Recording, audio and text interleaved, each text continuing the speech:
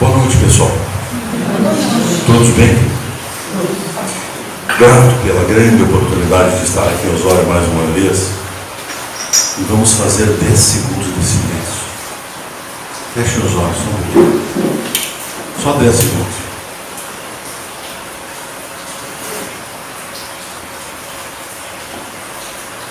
Este som que nós ouvimos lá fora chama-se vida. É a providência divina tratando de encharcar a terra que nos dará o tão necessário alimento. É a providência divina através desse som e dessa hidratação, promovendo momentos de muita paz, de profunda paz para todos nós. Quem não se sensibiliza com uma chuva, quem não fica às vezes saudoso, melancólico no aspecto positivo de estar introspectando algumas coisas, alguns pensamentos, algumas boas recordações, como uma chuva ou mais. Por isso estamos agradecidos, pedindo autorização ao nosso Pai Maior para que aquilo tudo que vamos procurar compartilhar com vocês, fruto dos nossos estudos, seja útil para todos nós. Nós que eventualmente ocupamos esta tribuna não passamos de meros estudantes das nossas casas. Eu insisto muito nas aberturas com esta afirmação porque ela simplesmente corresponde aos fatos, à realidade. Tanto é verdade que não somos muito chegados na possibilidade de ser tratados como palestrantes. Somos estudantes das casas espíritas que, a partir das suas observações, dos seus debates, da melhoria do entendimento, se lançam nessa tarefa de compartilhar estas observações, sempre incluídos nela. Jamais vocês verão um de nós, qualquer um de nós, aliás, amanhã depois, um de vocês vai estar aqui também, apontando o dedo para alguém dizendo: você tem que fazer isso. Nós sempre comunicaremos: nós precisamos fazer isso.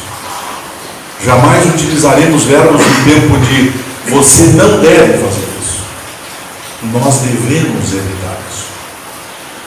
E por vezes, quando não dizemos isso claramente, pode ficar subentendido que as pessoas que ocupam essa tribuna têm algum conhecimento diferenciado, têm acesso a alguma literatura exclusiva, sigilosa, que só os espíritas podem tomar conhecimento. Não.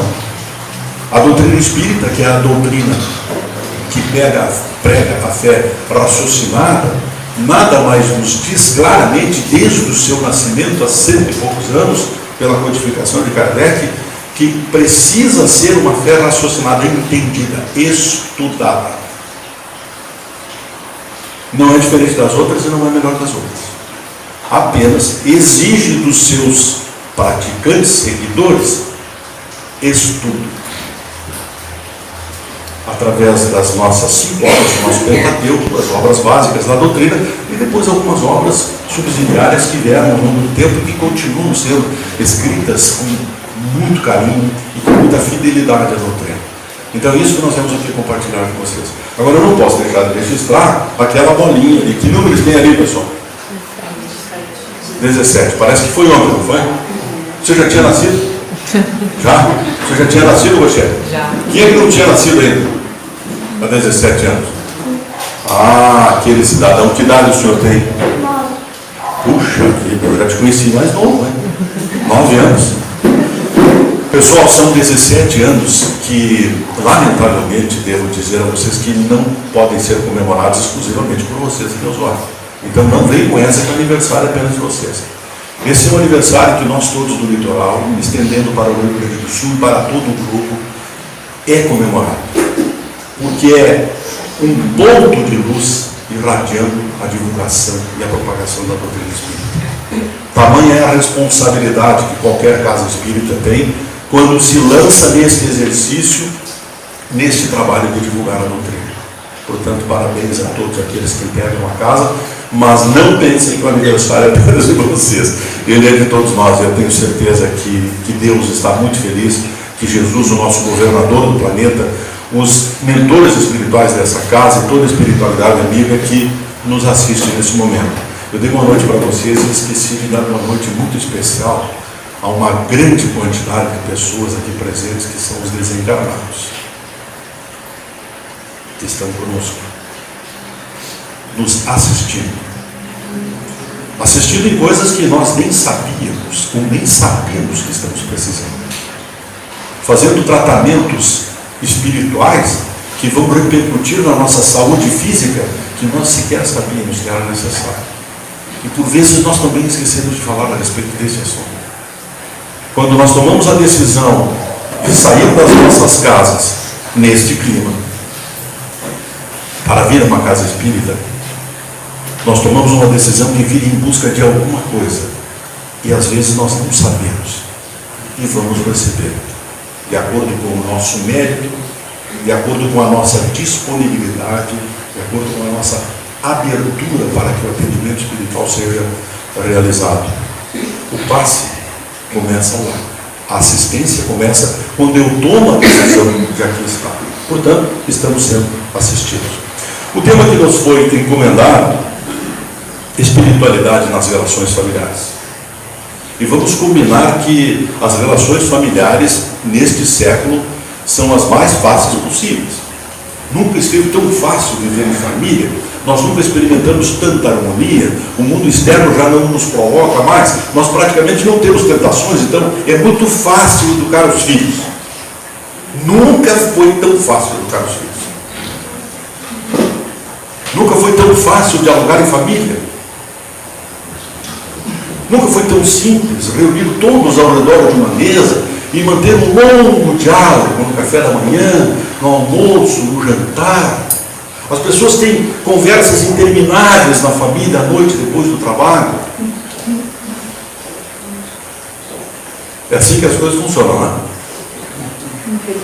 O senhor tem certeza? Pena que eu não posso discordar disso. Por enquanto. Mas vamos lembrar de algumas coisas importantes. Esse cidadão aqui, o Herculano Pires, ele foi um médico, um dos maiores tradutores da literatura espírita, e ele disse essa frase que com muita frequência ela não me deixa dormir, e principalmente nos mantém um chipzinho, uma peça chamada humildade. Ninguém é professor de espiritismo. Todos somos aprendizes. Todos. Para bom entendedor, uma frase dessa aqui é para lá o suficiente. Agora, o tema que vamos tratar consta, resumidamente, de uma frase que foi colocada nessa obra, que tem o título Kardec na Intimidade, que foi psicografada, produzida por Roque Jacinto, publicado pela Federação Espírita Brasileira em 1994. Afinal de contas, espiritualidade na família, espiritualidade aonde for. Espiritualizar-se é mudar o campo de interesse, vivendo num mundo sem a ele prender-se. E aí vem outra afirmação semelhante àquela que eu falei a respeito da harmonia e da barbada que está vivendo em família. Nós não temos nenhum apego às questões materiais. Nós estamos tão espiritualizados que só temos foco no necessário, jamais no supérfluo. Percebe isso? A humanidade caminha a passos largos. Elas nem sei por que estamos falando de espiritualizar-se, se tamanho é o nosso comportamento de desapego. Eu não me apaixono por uma casa, por um carro, por um apartamento na praia, por um iate, por um avião, por uma bicicleta nova, por uma bicicleta. Não. Eu sei que isso é parte de um processo, de uma oportunidade chamada reencarnação, e que veio aqui apenas para nos ser útil, tanto quanto necessário. Então, não tenho a mínima possibilidade, nessa consciência, eu sou um ser inteligente e espiritualizado, de me apegar a essas coisas. Eu não tenho a mínima chance de manter o meu roupeiro em casa entupido de roupa, e mesmo assim agora vai entrar o inverno, eu volto às lojas e encontro uma forma de fazer mais uma porta. Mas tem coisas ali que eu não tenho medo. Tem coisas que eu não uso há 3, 4, 5, 6 anos. Aliás, tem coisas que eu já não sei que eu tenho mais. Mas isso não é apego, é apenas uma questão de memória, eu esqueci. E nem preciso mais daquele casaco, daquele par de sapato que eu comprei lá em 1900 de outubro, e que vi na vitrine, coisa mais linda, aquele sapato, e nunca usei, mas ele está lá. Mas nós não somos apegados, nós somos espiritualizados. Nós temos a noção exata da medida do que é importante para essa oportunidade de progresso, de desenvolvimento. Até porque até agora, nós somos seres extremamente criativos e dispostos a qualquer momento a inventar, por exemplo, a possibilidade de voltar a construir pirâmides e dentro das quais nós vamos colocar todos aqueles bens que nós temos um apego um pouco maior. Uma casa, alguns farão uma pirâmide para colocar um prédio, uma mansão, uma piscina. Precisamos levar junto, porque o atual modelo de esquife que tem aí, de ataúde, de caixão, com mais coisa, não tem gaveta, pessoal. Não tem gaveta e não dá para levar reboque também. Então, definitivamente, nós estamos no caminho da espiritualização, não é isso? Especialmente em família. Olha a combinação de duas informações que eu estou trazendo para vocês, e tenho certeza que alguém deve estar te perguntando, mas isso todo mundo sabe, por que o Antônio está falando isso? Isso todo mundo sabe, que os diálogos em família são intermináveis, eles são permanentes, que nós somos carinhosos, especialmente em família. Todo mundo sabe que o Antônio está repetindo, que os bens materiais que foram colocados à nossa disposição e que são fruto do nosso trabalho, que são uma conquista, nós só precisamos dos necessários. Eu quero que vocês me desculpem por esse excessivo tom de ironia, mas às vezes é preciso fazer esta curva para que nós olhemos por um ângulo um pouco diferente coisas que nós estamos habituados a olhar todo dia e imaginar, não, mas aquela parede é branca, tranquilo, então, se ela amarelar daqui a 10 anos, aquela parede é branca.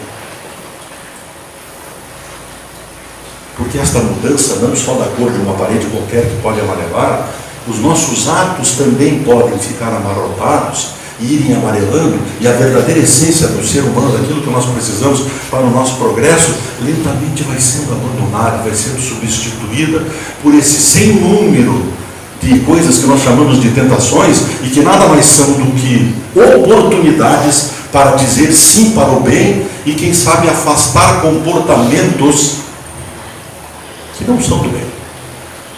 E que no primeiro momento soam mais ou menos assim, mas todo mundo faz.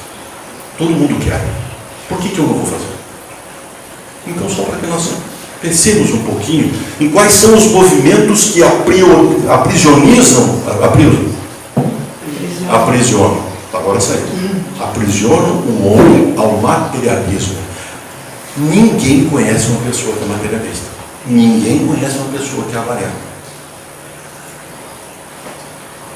E se conhece, vai entender que é uma pessoa sorridente, feliz, que tem vários amigos, que recebe muitas visitas, que faz muitas visitas, que é convidado para muitos eventos, que é uma pessoa solidária. Materialismo, apego, distanciamento das pessoas, inclusive das pessoas da família. O meu negócio é ganhar cada vez mais e acumular cada vez mais. Inclusive na família. Não, isso aqui é meu, não tem que não tem. Só para que nós comecemos a pensar um pouquinho a respeito desta questão. Esse comparativo pode parecer inadequado, mas entendo que é oportuno. Olha o que está lá na questão 773 do Livro dos Espíritos. Por que entre os animais, os pais e os filhos deixam de reconhecer-se desde que estes não mais precisam de cuidados? É assim que funciona na natureza, pessoal. Com os cães, com os bovinos, com as ovelhas, com tigres, com leões, com todos os animais. A fêmea os protege até o momento em que eles adquirem autonomia para prover o próprio sustento. E esquece deles. É assim que funcionam os animais. E aqui tem uma coisa que não é para nós, é só para os animais. Os animais vivem vida material e não vida moral. ternura da mãe pelos filhos tem por princípio os instintos de conservação dos seres que ela deu à luz. Logo que esses seres podem cuidar de si mesmos, está ela com sua tarefa concluída. Isto, o divino, o Criador, destinou para os animais. Este é um comportamento aceitável, desejável, previsto, indiscutível dos animais. Nada mais lhe exige a natureza. Quem é a natureza? Quem é o Criador da natureza? Por isso é que os abandona a fim de se ocupar com os recém-vindos. Uma fêmea no reino animal, amadurecer os seus filhotes, ela já está pronta para uma próxima. E já tem o foco dos próximos. O que passou, passou. Mas como eu disse, isso aqui pode ser inadequado, eu quero fazer o seguinte questionamento.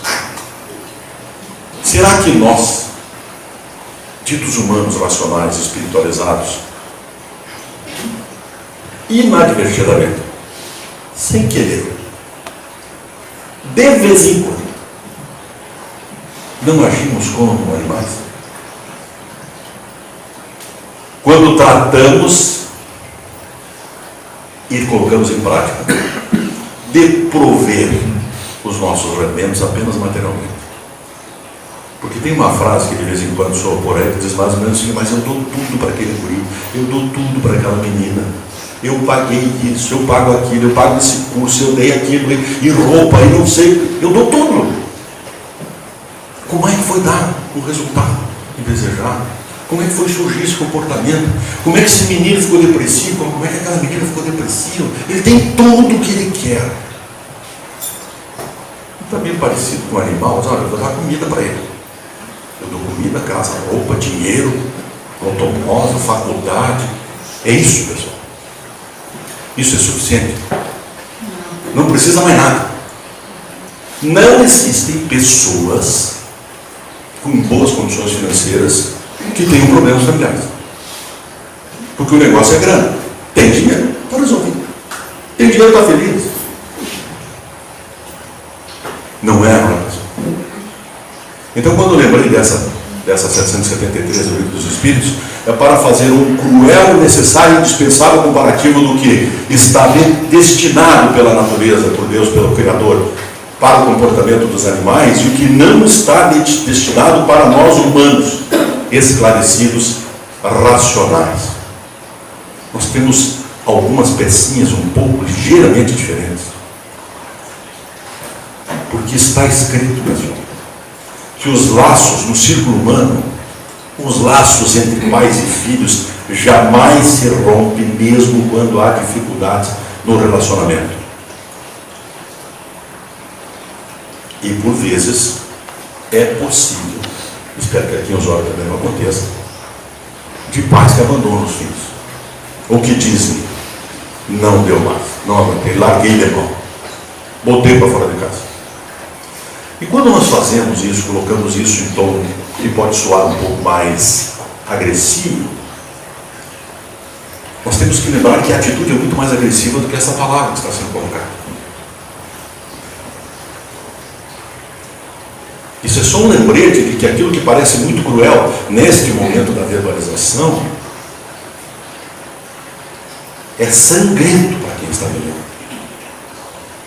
É uma atitude de desamor incalculável. É uma falta de espiritualidade sem precedentes quando uma família chega a este ponto de um pai colocar um filho para fora de casa, de um pai abandonar o filho. E aqui entra um outro detalhe fundamental. Isto não se trata de julgamento. Não estamos apontando o dedo para ninguém. Estamos trazendo e compartilhando reflexão a respeito do assunto, para que pensemos a respeito do assunto. E antes de pensar no meu vizinho que trata mal o filho, a minha vizinha, a minha tia, porque minha mãe fez isso, meu pai falou: e eu o que estou fazendo? Porque tem uma frase que diz o seguinte: não fosse os outros, esse mundo seria perfeito. Então é muito simples olhar para aquilo que nós atribuímos como mau comportamento aos outros e por vezes esquecemos de dar uma olhadinha no espelho, dar uma olhadinha para o nosso comportamento dentro da nossa família, porque definitivamente a solução e a fonte de todos os problemas da humanidade estão na família. Eu vou repetir.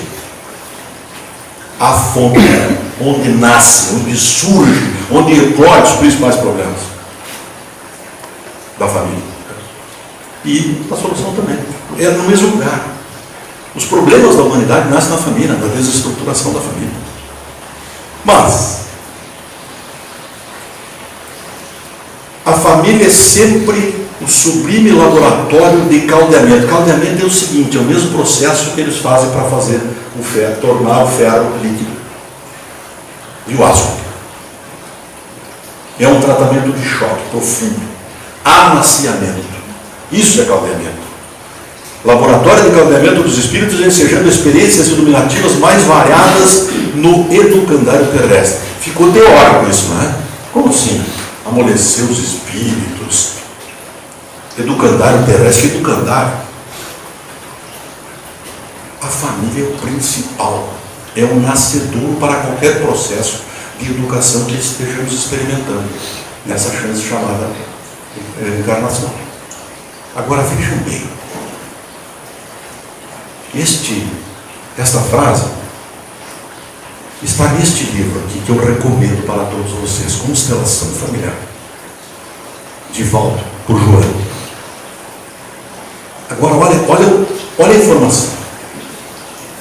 Desafetos graves mergulham nas vestes carnais, ou seja, estão aqui, a fim de recomeçar a experiência evolutiva, nos braços e na ternura dos seus antigos algozes, ou de suas vítimas desditosas, experimentando vivências de reparação mediante a compaixão e a ternura que propiciam encantamento, renovação e paz.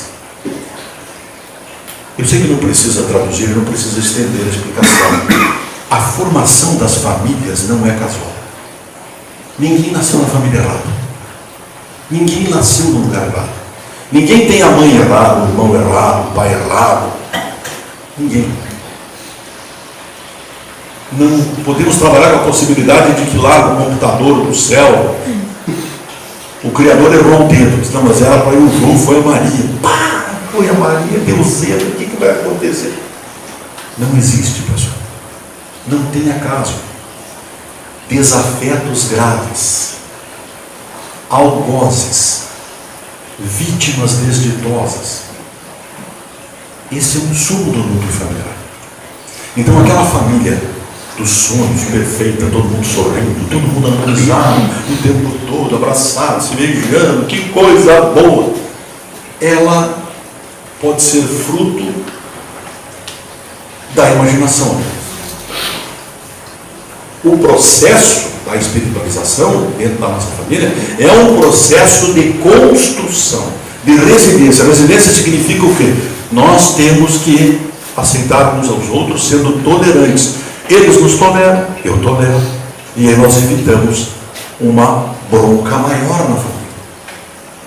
Porque se formos na lei do olho por olho, bateu, levou, essas coisas, vai virar uma gritaria. Vai ficar parecido com o Congresso Nacional. Aliás, eu não devia ter dito isso. Porque se nós não tivermos essa tolerância, essa caridade para com os outros, como vamos esperar que eles tenham para conosco? Então, a constituição da família não vem composta exclusivamente de espíritos que já estavam alinhados, que voltam aqui só para gozar as benesses de mais uma passagem pela terra. E nós precisamos saber disso, porque ao estudar a doutrina, ao entender a doutrina, isso se chama esclarecimento, é a fé raciocinada. Eu sei que estou naquele núcleo familiar para um aperfeiçoamento. E os outros também. Eu não sou o perfeito e os outros é que estão tudo errado. Não, eu estou na família errada porque eu ensino as coisas, o resto não sabe. Eles só me incomodam, eles só discordam de mim, eles não fazem o que eu quero. Essa é a grande questão. Entre outras. E vejam o que está no Evangelho. Dito por Santo Agostinho lá em Paris, em 1862. Missão dos pais. Compreendei agora o grande papel da humanidade. Compreendei que quando produzes um corpo, A alma que nele encarna vem do espaço para progredir. Inteirai-vos dos vossos deveres e ponde todo o vosso amor em aproximar de Deus essa alma. Tal a missão que vos está confiada e cuja recompensa recebereis se fielmente a cumprirdes. Missão dos pais. E nós não podemos também ficar restritos à ideia de que a responsabilidade do desenvolvimento dos espíritos que nos são confiados é exclusivamente dos pais. Existem outros componentes, não vai dar tempo, mas eu quero recomendar para vocês darem uma lida na questão 385 do Livro dos Espíritos. Aliás, a 385 do Livro dos Espíritos deveria ser estudada uns 5 anos antes da pessoa resolver casar. Mas muito estudada. Pega a 385 do Livro dos Espíritos quando começa a namorar. Olhou para a moça, olhou para o moço, opa, 385. Recomendo. Porque se eu tivesse tomado conhecimento no devido tempo, não sei. 385, anotem esse número, tá, pessoal? Porque ali nós vamos ter algumas informações, pode mudar a nossa opinião, respeito a algumas coisas. Para o bem ou para o mal, eu espero que para o bem, entendimento. E aqui um consolo fundamental, pessoal, senão vocês vão imaginar o seguinte: meu Deus do céu, família é um karma terrível, não dá para aguentar, por que eu fui casado? Não, calma. Está escrito que Deus não dá prova superior às forças daquele que a pede. Ok. Deus te colocou uma oportunidade de provação para que você progrida e te deu todo o equipamento para isso. Só permite as que podem ser cumpridas.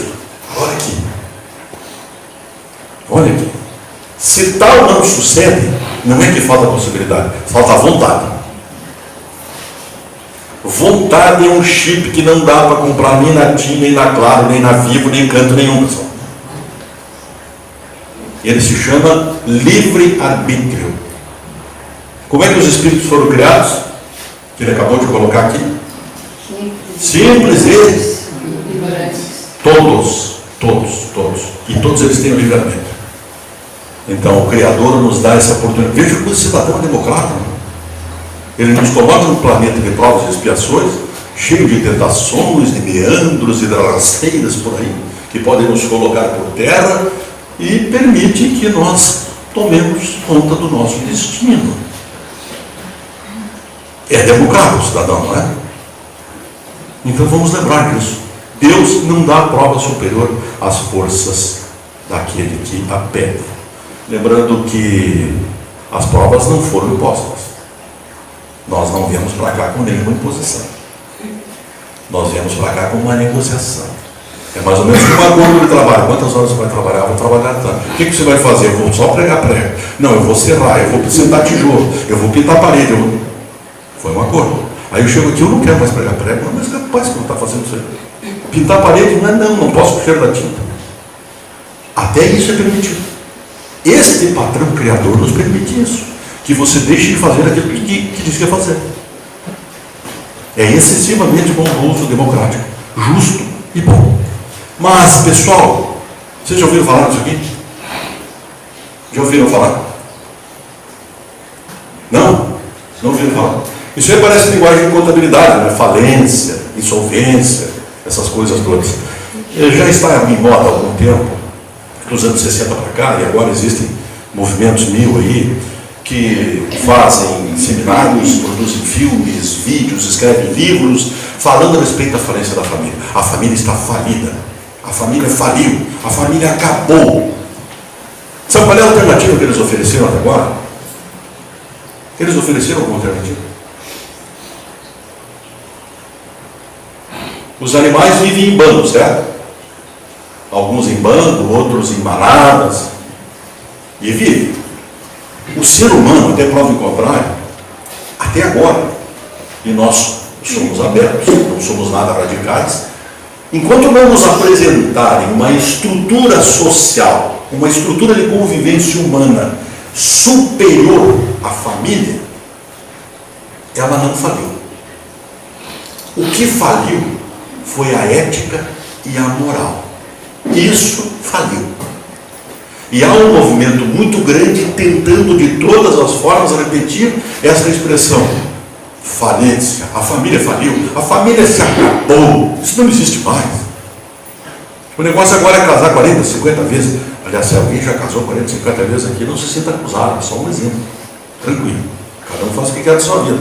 Mas ainda a melhor concepção para formar seres minimamente ajustados, socialmente aceitos, humanos, caridosos, bondosos, focados na vida futura, conscientes do que plantarem agora colherão e o que não plantarem não colherão. É família. E as imperfeições que acontecem na nossa família têm a nossa responsabilidade. Porque às vezes de tanto ouvir essa questão da falência, nós começamos a entender que algumas coisas absolutamente imorais são normais. A velha história de todo mundo faz. Isso todo mundo faz. E aí a nossa moral, os nossos usos e costumes vão entrando pelo ralo e nós abraçamos a causa como se aquilo, mas as coisas mudaram. Mudaram. Isso significou evolução ou involução. A família não faliu. O que faliu, parte da sociedade promoveu essa grande falência, é a questão da ética e da moral. E todos nós temos participação. Mais uma vez, não dá para olhar para o lado, porque tem uma velha frase que diz o seguinte: os bons precisam ter a ousadia daqueles que não são tão bons assim. Para não usar um outro termo que pode ser mais pejorativo. Os bons precisam ter a ousadia daqueles que ainda não são bons. E quem sabe se, por motivos diversos, às vezes, nós não somos tão determinados quanto deveríamos ser. Agora,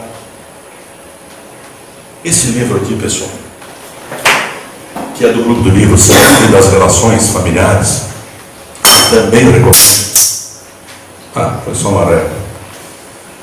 Do Alírio de Cerqueira Filho, trata a respeito dessas questões familiares e nós vamos navegar rapidamente na parábola do semeador. Alguém que nunca ouviu a parábola do semeador? Não sabe do que se trata? Levanta a mão. Nunca ouviu a parábola do semeador? Muito bom. A parábola do semeador diz o seguinte: Jesus falava com as pessoas, com os seus seguidores, com os apóstolos e aqueles que os davam ouvido, principalmente por parábolas para facilitar a situação. E o Alírio pega a parábola do semeador e faz uma analogia extraordinária, um paralelo, um comparativo. O semeador saiu a semear sua semente. A primeira, ou as primeiras, caíram à beira do caminho. Imagine que no tempo de Jesus não existiam estradas asfaltadas ou pavimentadas. Caiu à beira do caminho, algumas pedras por ali e tal, mas antes que qualquer processo de germinação acontecesse, as aves passaram por ali e trataram de se alimentar. Outras, na continuidade da semeadura, caíram num terreno pedregoso. Terreno pedregoso, solo com pouca profundidade, nasce, torrou pelo sol, não vingou. Outras tantas caíram entre os espinhos. Espinho é mato, pessoal, é macéria, é guanchuma, é coisa do gênero, que acabaram sufocando estas sementes também, que não germinaram o suficiente, não frutificaram e acabaram perecendo. Outras caíram em boa terra, ou seja, um solo relativamente fofo, com uma boa possibilidade de aereação, precisa ar também, água. E aí renderam frutos. Mas olha um detalhe: uma 100, rendeu 100, outra rendeu 60 e outra rendeu 30. Parábola do semeador. Saiu o semeador a semear sua semente e foi semeando. As primeiras caíram à beira do caminho, os pássaros consumiram. A segunda, no terreno pedregoso, nasceu e foi seca pelo sol, porque o solo não tinha profundidade. Outras nos espinhos foram sufocadas, pereceram, mas tem a boa terra. Só que vocês viram que tem diferente rendimento ali mesmo na boa terra? Umas renderam 100, outras renderam 60 e outras renderam 30.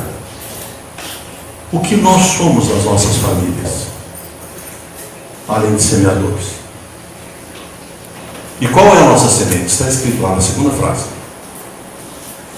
Porque a parábola do semeador está lá em Mateus 13, 1, 9. E Jesus encerra a parábola dizendo: quem tem ouvidos para ouvir, que ouça. Os integrantes da família, meus amigos, são convidados a semear amor. E com um detalhe: o resultado desta semeadura depende do terreno. O terreno são os espíritos, o terreno são os corações. Nós conhecemos a vida pregressa dos nossos filhos. Nós conhecemos a vida pregressa dos nossos pais, a vida pretérita dos nossos pais. Nós sabemos das nossas reencarnações, quantas vezes já reencarnei, quantas vezes vou reencarnar. Aí fica barbado, fica fácil. Nós não sabemos. O esquecimento das vidas passadas é fundamental para que o progresso aconteça sem grandes traumas. Mas por quê? Mesmo na terra boa, uma rende 100, outra rende 60 e outra rende só 30. Já que nós gostamos de matemática, estamos no mundo material. Mas espera aí, o mesmo solo, a mesma semente, como é que tem uma diferença tão grande? Transportando para a nossa vida, para a nossa família, que precisa ser compreensiva, amorosa, tolerante, significa promover o seguinte questionamento: será que por vezes nós não queremos padronizar os nossos filhos? Será que por vezes nós não queremos que eles sejam rigorosamente iguais?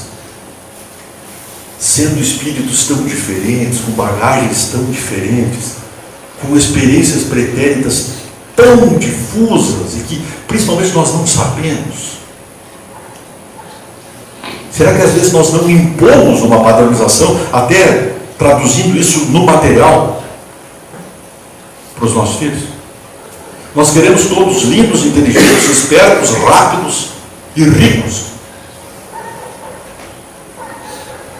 mesmo sem conhecer o seu planejamento, mesmo sem conhecer profundamente o histórico daquele espírito que nos foi confiado. Ele nos foi confiado. O que significa dizer que nós não teremos sempre nas nossas famílias terra boa. E se tivermos só terra boa, vamos trabalhar com essa possibilidade. Vamos sonhar com essa possibilidade. Todos os integrantes da nossa família são terra boa. Jesus deixou claro: 100, 60 ou 30. Todos 100, todos 60, todos 30. Padronizado. Somos espíritos diferentes, de experiências diferentes, de desenvolvimento diferente, de progresso diferente. No momento que nós entendermos isso, quem sabe nós vamos amar ainda mais as diferenças dos nossos filhos. Às vezes algum tem uma facilidade tão grande para algumas coisas e nós queremos que o outro também tenha a mesma facilidade. Não. Porque isso gera infelicidade. Gera dupla infelicidade quando não quadram 5, 5, 10 pessoas infelizes porque querem que um filho tenha um determinado rendimento, querem que ele renda 100, quando não, a possibilidade dele é 30. E ele vai ser feliz produzindo aquele 30. E se eu, como pai, como mãe, como irmão, me torno um excessivo vigilante e cobrador, fico infeliz e transfiro essa infelicidade para ele como forma de frustração. Poxa vida, eu não sei fazer nada, não. Meu irmão é muito melhor do que eu. Vocês imaginam o tamanho da animosidade que cria dentro de um ambiente familiar se nós não estivermos atentos a isso. E Jesus disse isso faz algum tempo. É que nós demoramos um pouquinho, às vezes, para assimilar coisas tão óbvias, e infelizmente o Alírio veio trazer essa luz. E é evidente que no planeta de provas e expiações nós não seríamos todos iguais e com os mesmos desafios e com as mesmas missões. E aqui um detalhe: o agricultor comum só vai semear em terra fértil. E nós, como família, vamos semear repetidamente em todos os solos que se nos apresentarem. nós vamos cumprir com a nossa tarefa. Até porque, mais uma vez, o Consolador aparece esclarecendo que pela lei da evolução, os perfis, entre aspas, tanto à beira do caminho, Pedregal, Espinheiro, vão se tornar terra fértil. Lá na 193, pessoal, está escrito o seguinte: é possível que um espírito numa encarnação retroceda, que ele piore? Não é possível. Não é possível. Então, pensemos sempre dessa natureza. Se nós temos um ente, um próximo de nós, um filho, uma mãe, um pai, problemático, ele está progredindo, por incrível que pareça. Por mais julgador que sejamos, por mais inconformados que sejamos com aquela circunstância, esta oportunidade que essa pessoa está recebendo está progredindo. Ela está progredindo, ela está avançando. Porque daí tem aquela ideia: ah, meu Deus do céu, mas como é que era antes? Bom, você não sabe, aliás, você não, nós não sabemos e não saberemos. Então aquilo que não nos é permitido, aquilo que não é possível, só tem uma alternativa: deixa correr. Nós já estamos chegando no encerramento, pessoal. Nesses minutos finais, eu só quero lembrá-los de que pais conscientes vão orientar seus filhos independentemente do perfil que se encontra. Agem como semeadores e vão dar as orientações quantas vezes forem necessárias. Lembra daquela frase que eu disse antes? Não aguento mais, larguei de mão. Vamos deletar, vamos apagar essa frase da nossa mente, da nossa possibilidade de verbalização. Existem pessoas que dizem para crianças: eu não aguento mais esse guri, ninguém segura, essa menina é insuportável. Você imagina o que nós estamos plantando naquele espírito, como bagagem, o que nós estamos agregando. É uma atitude que precisa ser revestida profundamente de amor, de tolerância, de compreensão. Aí é simplesmente um comportamento que nós assumimos quando não estamos devidamente preparados para esta missão que nos foi confiada. Mas eu quero fazer uma coisa bem simples aqui, pessoal, e oferecer para vocês uma das melhores soluções da atualidade, já que nós estamos falando de espiritualização da família. Alguém aqui faz evangelho lá? 30% aproximadamente. Eu sei que a casa faz um trabalho a respeito desse assunto. Nós estamos experimentando um modelo bastante interessante do evangelho lá. E só quero recomendar: se você nunca ouviu falar o que é o evangelho do lar, como é que se faz, é muito difícil, tem que fazer uma faculdade para isso, um cursinho de 6 meses. Não. É muito mais simples do que você imagina. Você só precisa ter um exemplar do Evangelho segundo o Espiritismo. E a segunda coisa, nós já falamos aqui algumas vezes, que é a vontade, que não dá para comprar em chip. Esse é um equipamento interno, que só você pode administrar. A vontade. Fazendo o Evangelho no lar, nós não geramos soluções apenas na nossa casa, no nosso lar. Transcende a vizinhança, por vezes os quarteirões. Nós irradiamos luz, nós irradiamos amor, nós irradiamos fraternidade no nosso entorno. Basta começar. Uma vez por semana, e a casa tem conhecimento para lá de suficiente para orientá-las a respeito desse assunto. Eu quero abusar da boa vontade de vocês e desse encerramento. Eu gostaria que vocês fechassem os olhos. Todos, por favor.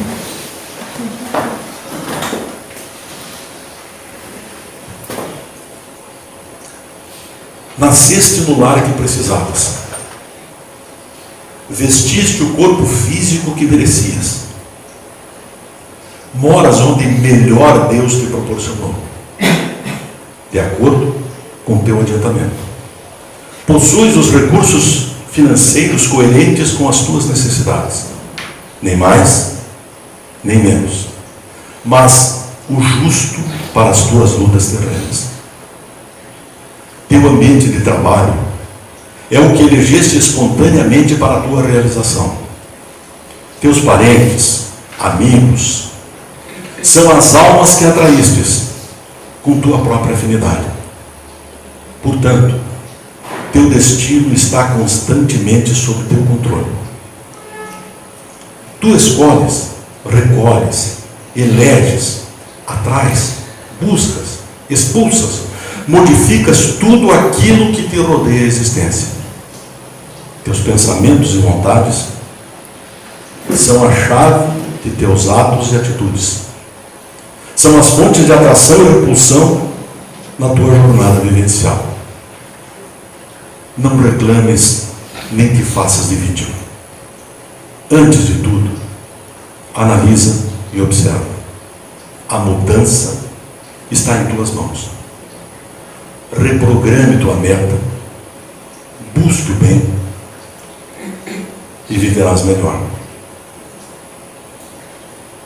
Muito obrigado pela atenção de todos.